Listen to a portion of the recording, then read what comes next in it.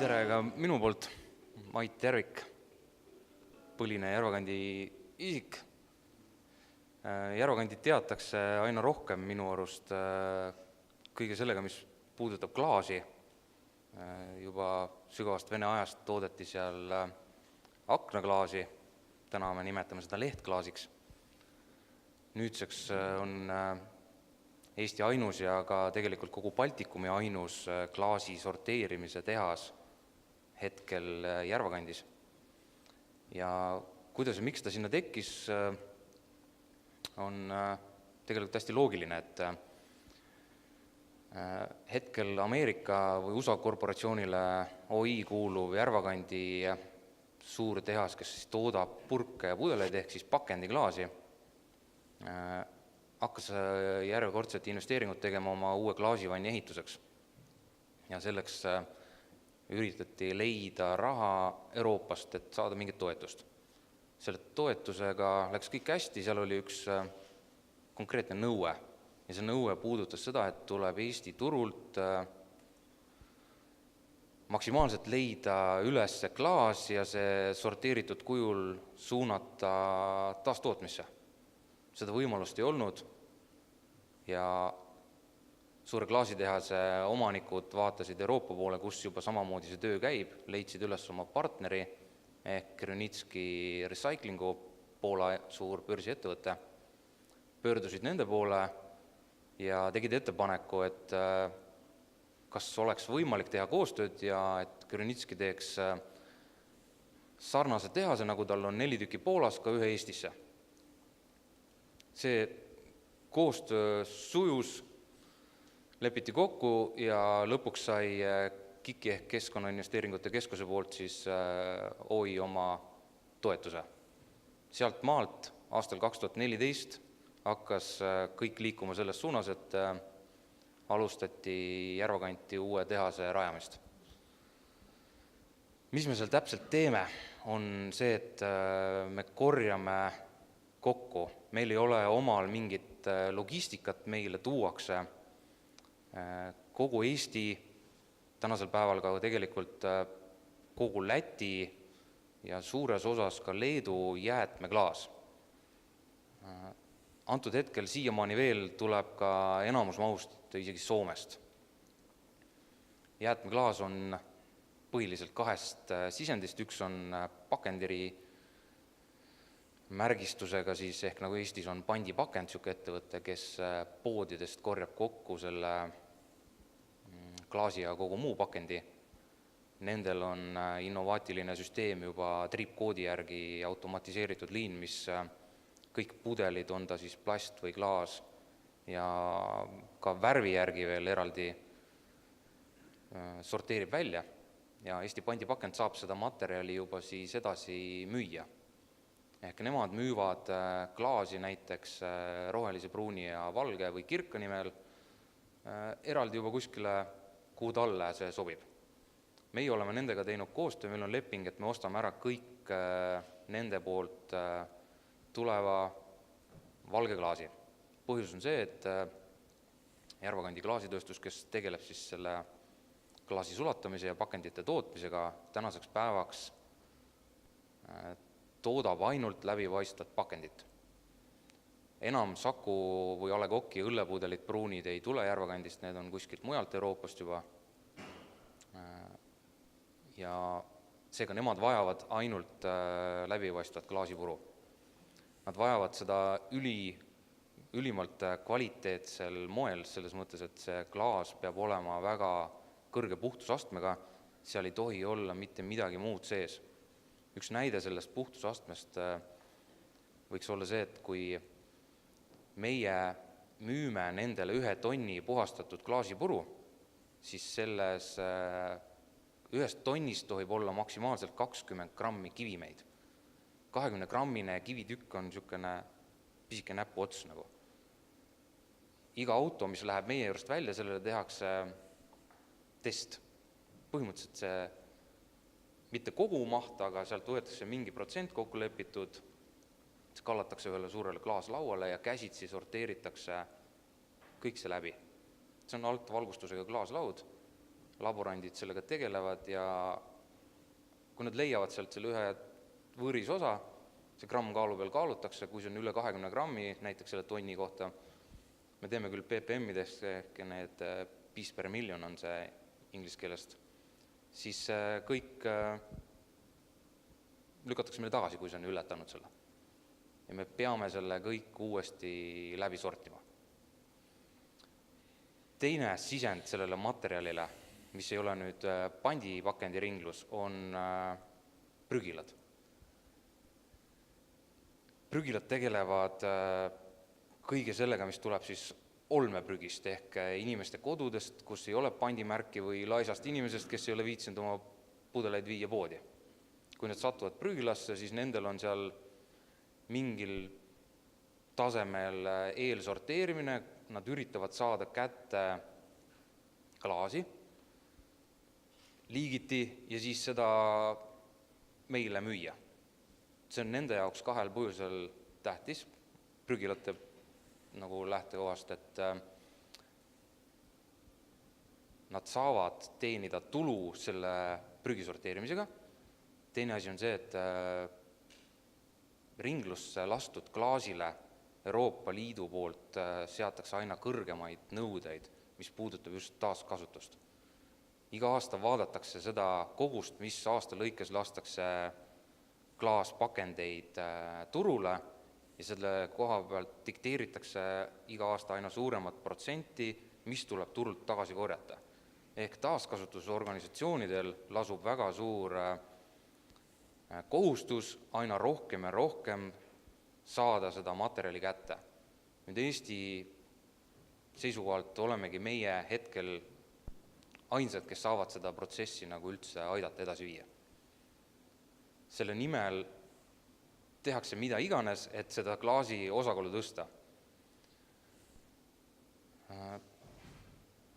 Kuidas me seda kõike teeme seal? Siin videos jooksis klipp, kuidas kopp võtab klaasijäätmeid, paneb ühte suurde kolusse, sealt lindtransportööriga hakkab see liikuma. Seal näidati, kuidas üks naisterahvas ühe kartulikonksulaadse tööriistaga nagu midagi liigutab ja teeb seal. Ühesõnaga, seesama koht on ka inimese ainukene tööjõud, mida me kasutame. Meil on võimalik lasta läbi selle tehase kuskil 8-9 tonni tunnis klaasijäätmeid. Ehk see on see sisend, mis me saame sinna sisse panna. Ja kogu selle töö teeb tegelikult väga innovaatiline seade nimega optiline klaasisorteer. Järvakandi tehases on neid 4.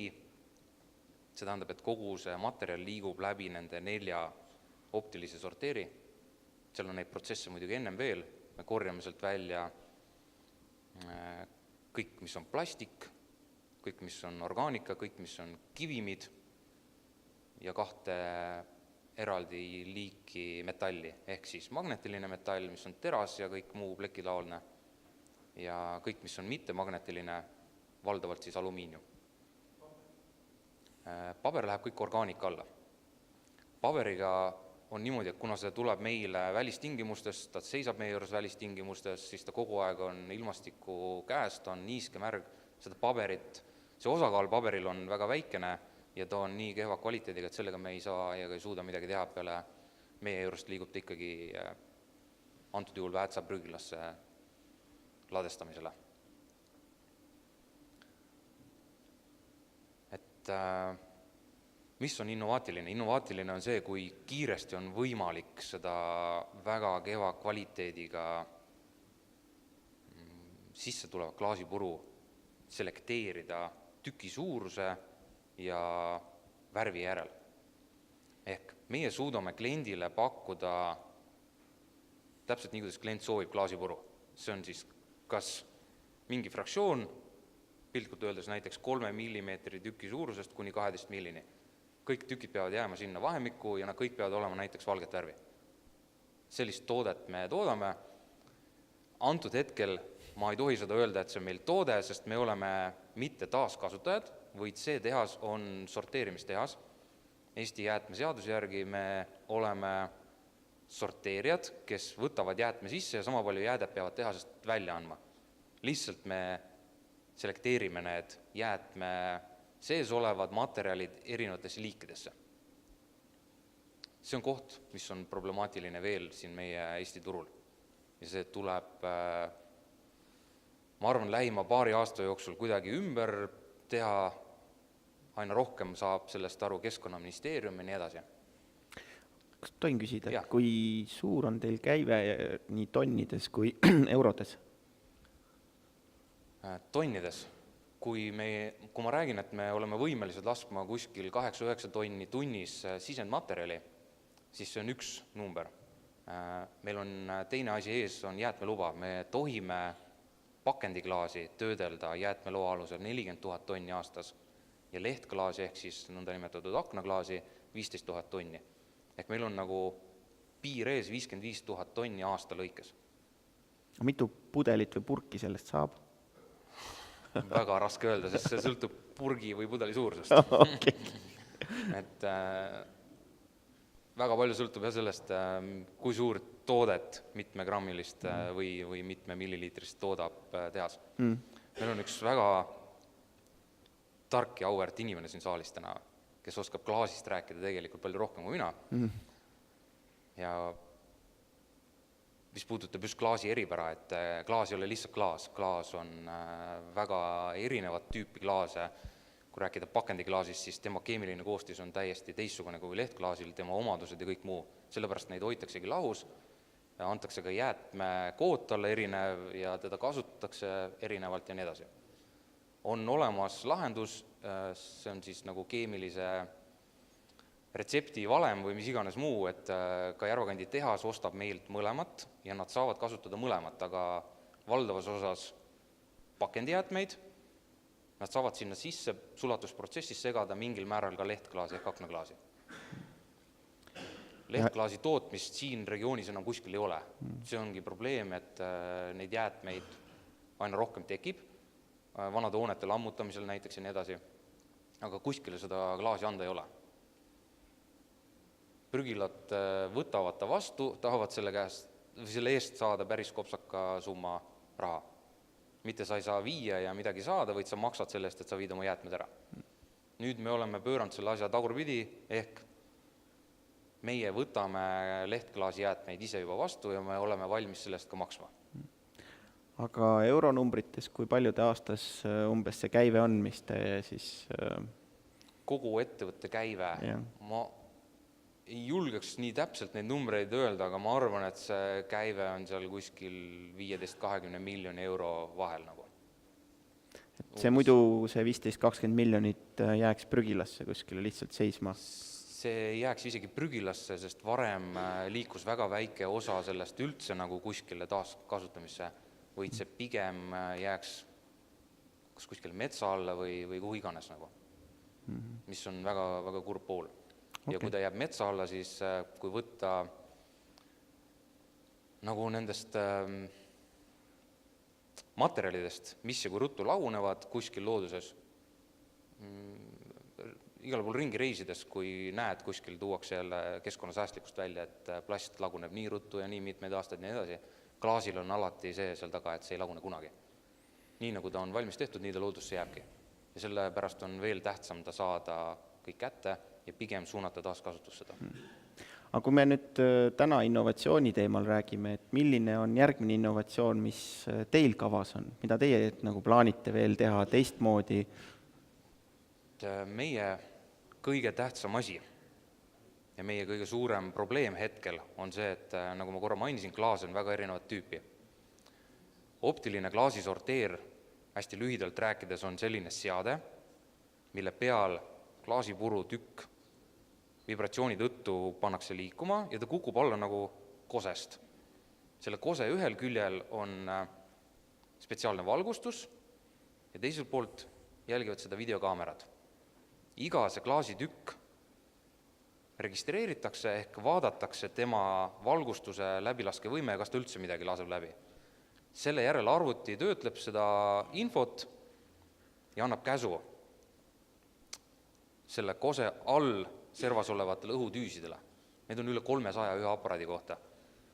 Ja põhimõtteliselt Kui see klaasitükk tuleb, vaadatakse, registreeritakse, et ta laskis nii palju läbi valgust, selle järgi hinnati, et ta on rohelist värvi, arvuti annab käsu, see õhutüüs puhub ta välja ja see jõuab kuskile.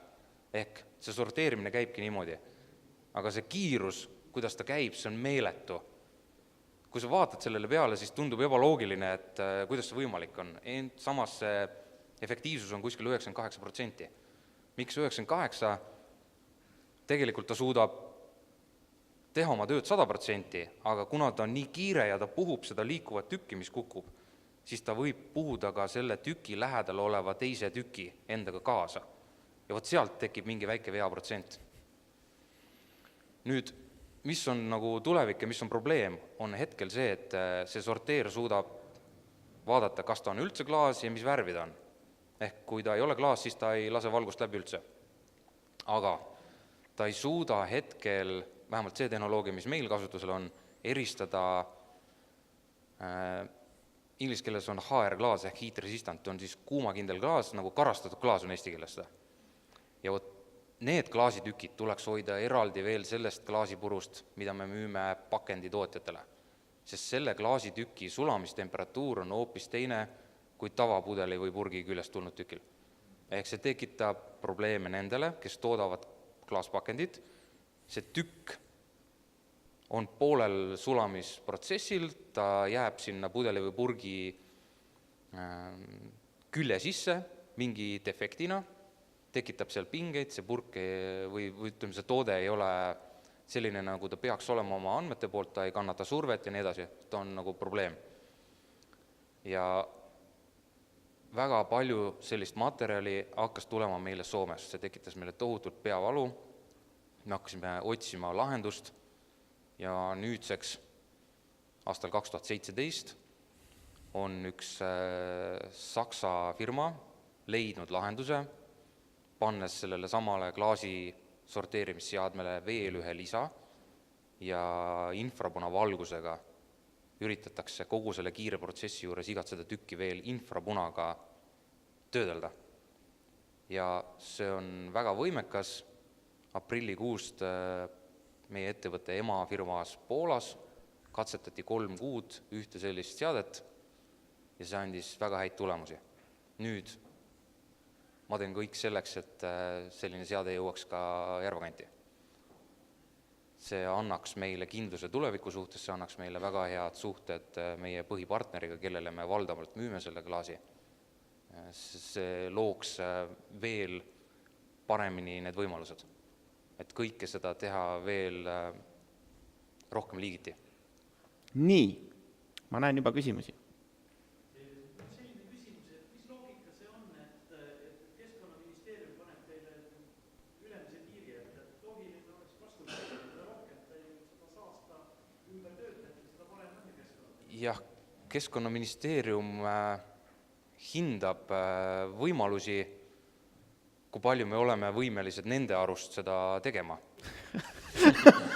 Ja sellest lähtuvalt antakse mingi number. Selge see, me paneme taotlusse mingi numbri, mida me soovime ka, aga see ei ole nagu ainult meie otsustada, et me nüüd ütleme, et me tahame teha 60 000 ja nii on. Nemad peavad hindama igasugu muid aspekte ka sellest, et kui palju jäätmeid me sealt välja sorteerime, kuidas me suudame neid hoida, kui suur on meie territoorium, kas me üldse nad ära mahutame sinna, kuidas on meil logistika korraldatud, kui ruttu need ära viiakse, sest võib-olla mõni jääde tekitab pinnasesse mingit reostust ja nii edasi ja nii edasi. Neid aspekte on hästi palju nagu. Ja. Nii, sealt tagapoolt.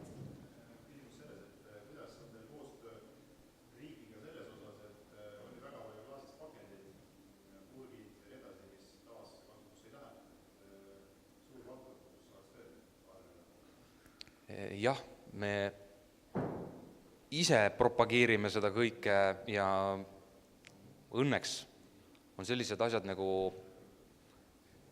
üks hea näide on ETO, Eesti taaskasutusorganisatsioon, kes minu arust see nädal alles ma nägin televisioonist mingit reklaami, kus propageeritakse jälle, et enne mõtle, kui sa kuskile niisama jätad või viskad, tooda ikkagi sinna konteineritesse ja lase sellest ringlusse ja sellest on abi kõigile meie keskkonnale, meie lõpuks ka rahakotile, sest mida rohkem tuleb seda tagasi, seda odavam on toota seda pakendit ja seda odavamalt me tegelikult saame selle pakendi ise pärast poest osta.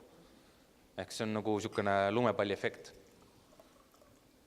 Rääkides sellest, kui palju peab klienti mõjutama, siis mina hetkel ei saa muud teha, kui näiteks meie Läti partnereid mõjutada selles, et meile väga suur probleem on Riia balsami pudel, mis ei ole tehtud klaasist, see on savipudel. Ja lätlane ei saa sellest aru. Lätlast on koolitatud aastaid juba, et on niisugused iglu-tüüpi ilusad klaasikonteinerid, palun too sinna kõik ja pane ja kõik see toimib, aga lätlane arvab, et see on ka klaas ja kõik, mis on pudel, kõik läheb sinna. Ja kõik see Riia balsami pudel nüüd jõuab Järvakanti, mis on väga kurioosne. Sest nagu ma ütlesin, see 20 grammi 1 tonni kohta tähendab seda, et üks niisugune katkine ja poolik Riia balsami pudel, kui ta tuleb ja liigub mööda linti ja see hetk, kus inimene veel midagi teeb, ehk see käsisorteerija võiks ta ära võtta, aga kui ei võeta, järgmine etapp on purustaja meil, mis teeb fraktsiooni. Enam ei ole üks tükk seda poolikut või kas või tervet pudelit, või on neid sadu, võib-olla tuhandeid pisiksi savi või kivitükikesi ja võt see on juba palju raskem, et sealt piltlikult öelda siis ta välja puhuda või sorteerida. Me peame nagu tegema kõik selleks, et vältida ennem seda päris sorteerimist, elimineerima ära need suured ohud nagu. Ja selleks jätkuvalt on vaja inimest. Muidu vaadates seda tootmishoonet nagu tervikuna, seal tootmishoones sees ei tööta ühtegi inimest. See on ainult tehnoloogia, lindkonveirid käivad edasi-tagasi, see materjal liigub seal kilomeetreid, enne kui ta jõuab lõppboksi nagu. Aga ennem, kui ta sinna sisse läheb, ongi nagu konteineri tüüpi üks hoone, kus töötavad 2 inimest vahetuses ja nemad siis jälgivad seda, et elimineerida ära see jama sealt eest. Nii, veel üks küsimus.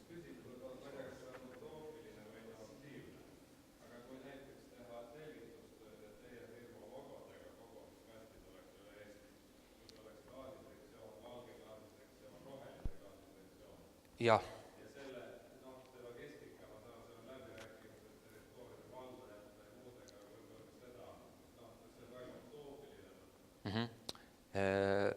Siin on 2 asja. Esiteks, et ei ole mõtet korjata eraldi värvide kaupa, kuna tänapäeva tehnoloogia on juba nii kiire ja mõistlik oleks tõesti korjata eraldi, aga selleks on turul olemas juba need taaskasutusorganisatsioonid, kellel lasub vastutus korjata.